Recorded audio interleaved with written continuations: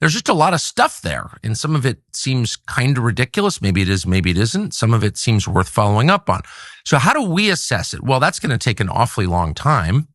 Most people don't have the time.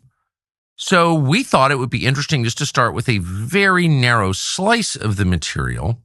And that's the emails and texts that we can be pretty sure were sent from or to Jeffrey Epstein that pertain to the question of food, specifically pizza.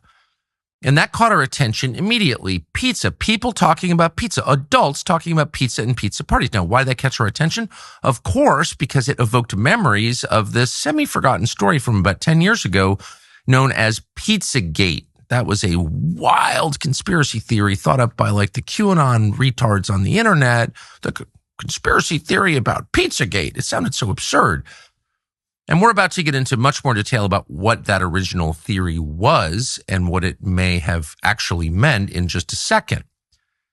But it all began, as you may or may not remember, with another trove of information that hit the internet 10 years ago, WikiLeaks to be specific, released in 2016, a bunch of emails from John Podesta, of course, former high official in the Clinton and Obama White Houses, to and from a bunch of people that mentioned the word pizza or pizza parties in ways that seemed totally inorganic, just weird.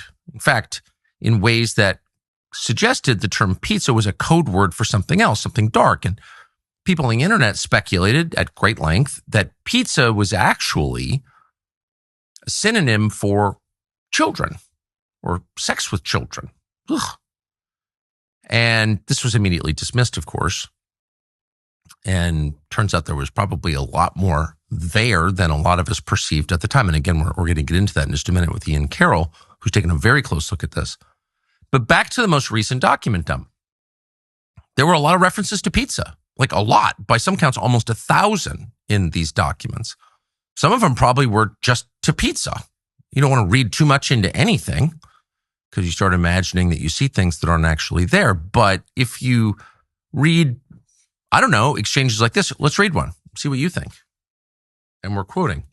This is an email to Jeffrey Epstein, we're told by DOJ, on April 6, 2018. Quote, "This is better than a Chinese cookie.